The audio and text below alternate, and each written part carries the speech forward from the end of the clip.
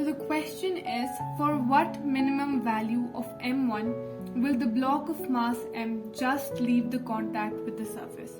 So there is a pulley, it's kind of like an Atwood machine, and we've got two blocks. One of the block is simply attached to the thread, and the other block is attached to the spring, which is in turn attached to the thread and is connected to block m1.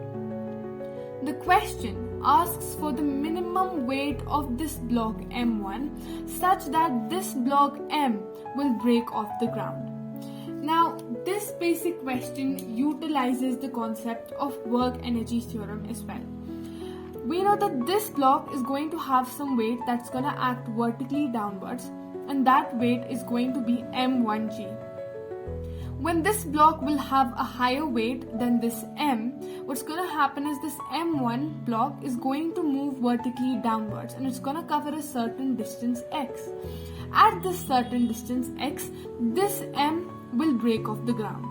But when will it break off the ground? It will break off the ground when the spring force that is being applied in the opposite direction is equal to the weight of the block. So that is a condition when both of these forces cancel each other out. That is F net equals 0. That is the point when this block will just start to rise above the ground. So the first condition is that the block M1 should cover a certain distance S downwards, and for this block M, the force of the spring that is acting upwards in the opposite direction should be equal to weight of the block that is acting in the downward direction. So that's what I've written here, is that the force of the spring, that is K, which is the spring's constant, multiplied by the distance. So since M1 is going to travel this distance from this side in the downward direction, this block, because of the spring force, will cover the same amount of x distance in the upward direction, and it will rise above the ground. So this spring constant multiplied by the distance that this block M rises above the ground because of the spring force should be equal to mg. Only then will this one rise above the ground. So from there we derive the value for x, which is equal to mg upon k. Now we're going to use work energy theorem, which states that the total work that is done by all of the conservative and non-conservative forces is equal to the change in kinetic energy. Now, what are the forces acting in this diagram? Let's check that out. The first one is gravity. So we'll have gravity acting in the downward direction from m1g, and it's going to cause a displacement x.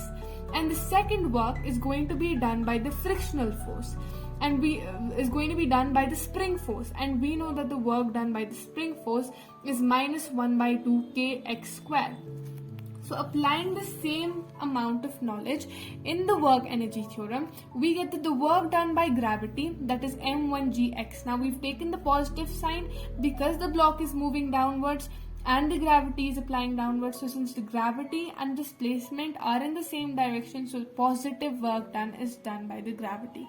So m1g, force of gravity multiplied by the displacement x, minus, because the spring force is acting in the opposite direction, so it will do negative work, and the work done by the spring force is 1 by 2 kx square, and that's going to be 0. Why? Because when both of these blocks cover a certain distance x, they reach a point of equilibrium. That is, both of the blocks will come at rest. When the block M1 moves down and the block M moves up, they will reach a point when both of these will be at a state of equilibrium or a state of rest, and at that time the change in kinetic energy, so initially they were both at rest, and finally when they arrive at a state of equilibrium they will again be at rest, so the change in kinetic energy is 0. So what we get from here is m1gx equals 1 by 2 kx square.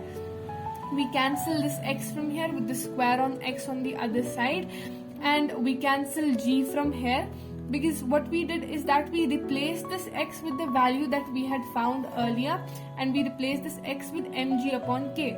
So g cancels out with g, and what we get is 2m1 equals m. So the mass of block m1 has to be m by 2.